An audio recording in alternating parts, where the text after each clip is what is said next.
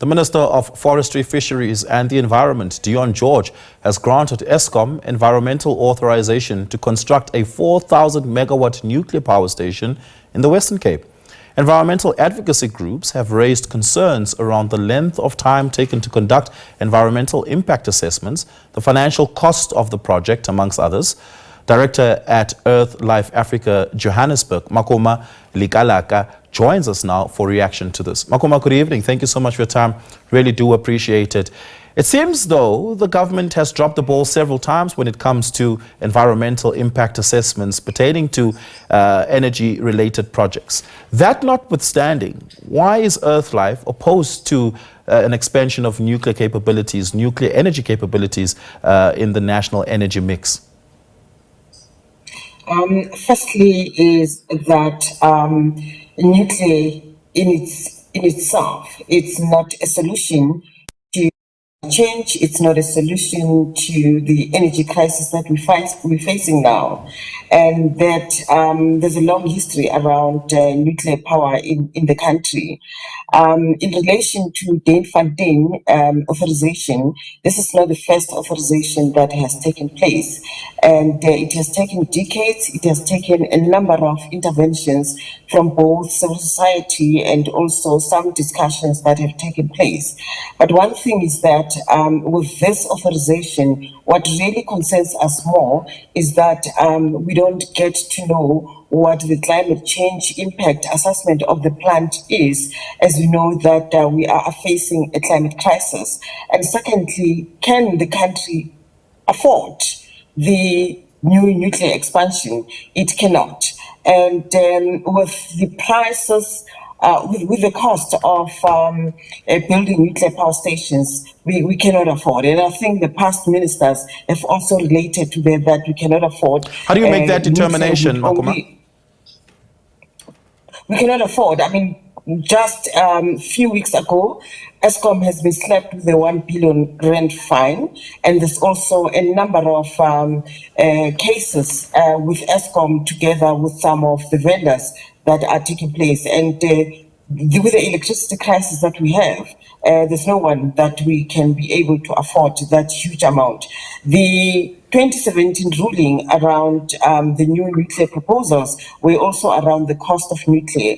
And we know that in other countries where there's a nuclear power plants construction, there's cost overruns. We have experienced cost overruns also in this country around the mega build project like Medupi and Kusile. And with the nuclear power plant, I think we just making very irrational decisions because we cannot afford it at all. But while, Makoma, just on the cost, while it may not necessarily have been priced into the fiscal framework just yet, institutions like the BRICS Development Bank as well as the New Development Bank in particular are making financing available specifically for large-scale energy infrastructure projects on the one hand. But secondly, and importantly, is this: Eskom seems to have changed its business model when it comes to infrastructure expansion. For instance, if we look at its grid expansion program, it's priced that as a public-private partnership where private capital comes into play in the construction thereof, and not only entirely government capital on the fiscal framework,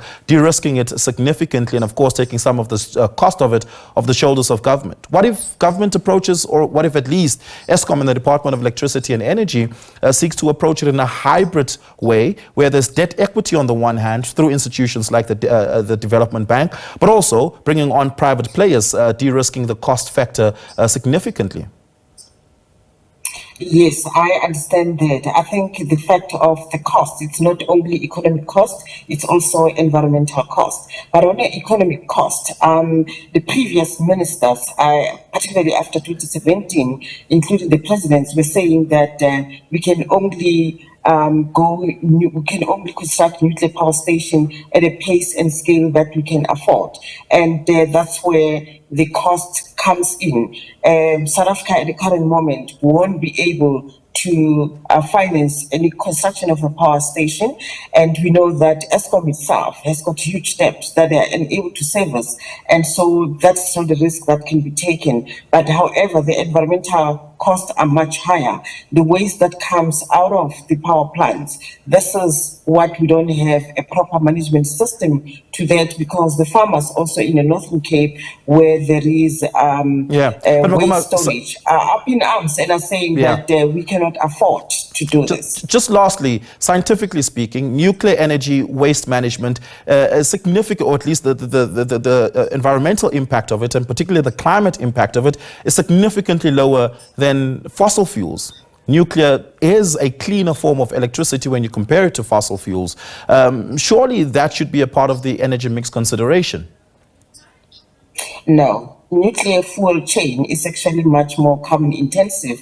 So what you see as a nuclear power station with no chimneys or whatever, it's not. The fuel chain, all the construction costs are actually much more carbon intensive. So you cannot say that nuclear is clean. It's the most dangerous.